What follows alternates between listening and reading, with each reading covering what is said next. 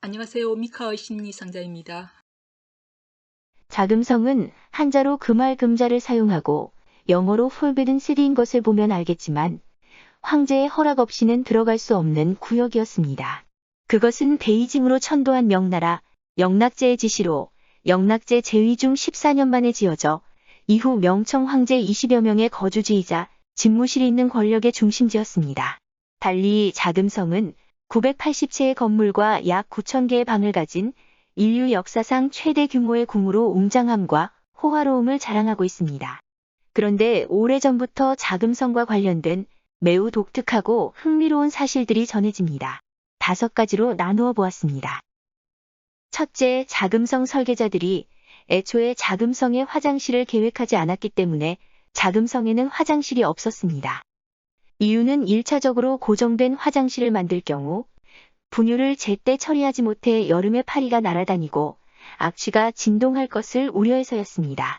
또 자금성이 너무 넓고 크기 때문에 편리하게 이용 가능하게 하려면 화장실을 몇 개 만들어야 하는지 답이 나오지 않았기 때문이라고 하기도 합니다.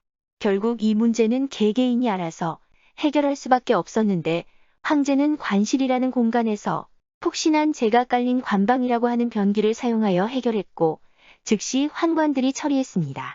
황제의 관실은 모든 것이 최고급으로 만들어졌을 뿐만 아니라 송진 가루 같은 것을 사용하여 은은한 향이 감돌게 해 전혀 냄새가 나지 않고 깨끗하게 해결되었다고 합니다.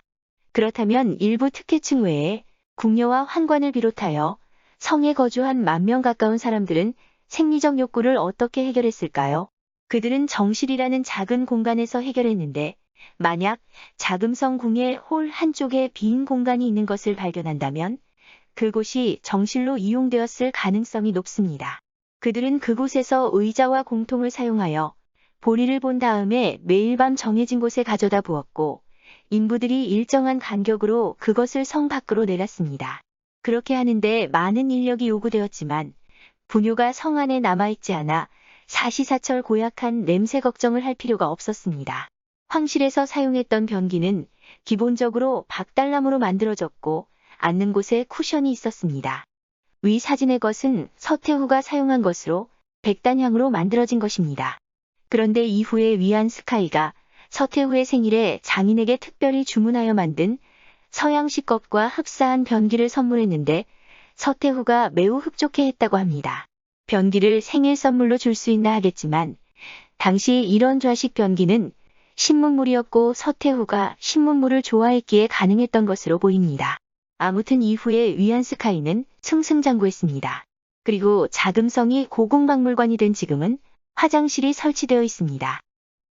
둘째, 지붕능선을 따라 줄지어 있는 흥미로운 동물 조각상들입니다. 자금성 건축물에는 지붕능선을 따라 다양한 동물 조각이 일렬로 붙어 있습니다. 물론 모두 건축가의 작품입니다. 왜 이런 것을 지붕능선에 줄지어 붙여 놓았을까요? 단지 예술적인 목적이었을까요?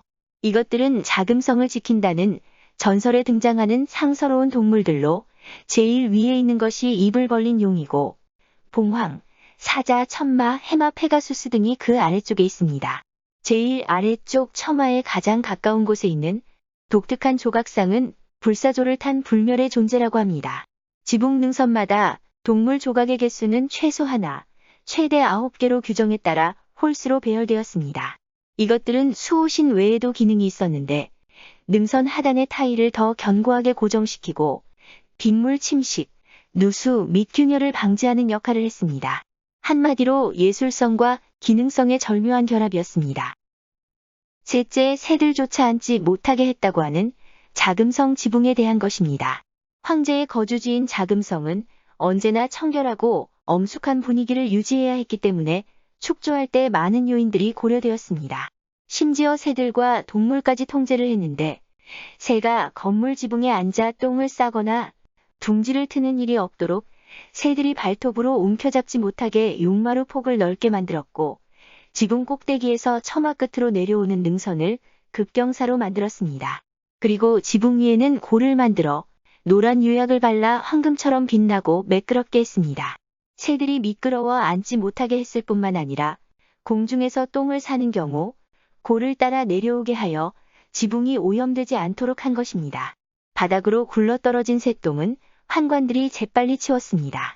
하지만 훗날 전문가들은 그렇게 한다고 새가 지붕에 앉을 수 없다는 것은 아름다운 환상에 불과하다고 주장하며 새가 자금성 지붕 여기저기 앉아있는 모습을 촬영하여 보여주었습니다.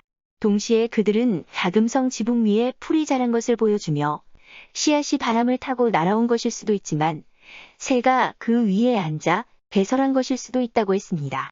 그럼에도 자금성 지붕이 언제나 깨끗하고 말끔해 보인 것은 매년 일꾼들이 지붕에 올라가 풀을 뽑고 보수 작업을 하기 때문이라고 했습니다. 넷째, 2014년 고고학자들이 자금성 땅 밑에서 무더기로 발견한 것이 있었습니다. 그것은 도자기 조각들이었습니다. 이것은 당시 자금성의 일상용품이었던 도자기가 못쓰게 되었을 때 어떻게 처리했는지를 보여주고 있습니다. 아무데나 내다 버리면 되지 않나 하겠지만 자금성에서 사용하던 것은 황제의 상징성 때문에 함부로 버릴 수 없었습니다.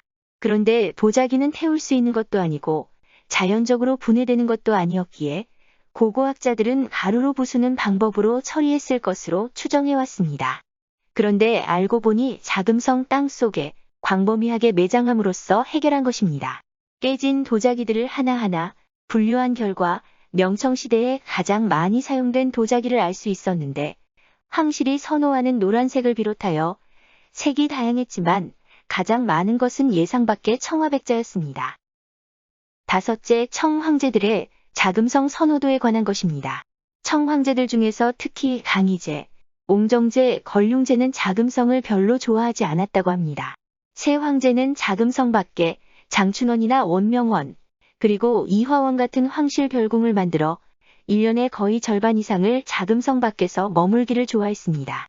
특히 걸륭제는 옹정제가 물려준 이화원을 너무 좋아해 1년 동안 자금성에서 153일을 보내고 나머지는 거의 이화원에서 보냈습니다. 이 세 황제가 유난히 자금성 밖에 있는 별궁을 좋아한 이유는 북방의 춥고 서늘한 기후에 익숙한 만주족에게 자금성이 별로 쾌적한 곳이 아니었기 때문입니다.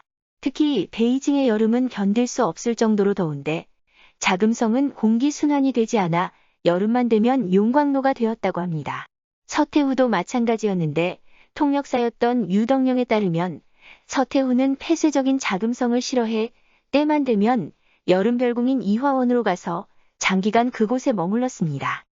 참고로 자금성은 1925년부터 고공박물관이라는 이름으로 대중에게 공개되어 있으며 1987년 유네스코 세계유산으로 등재되었습니다. 감사합니다.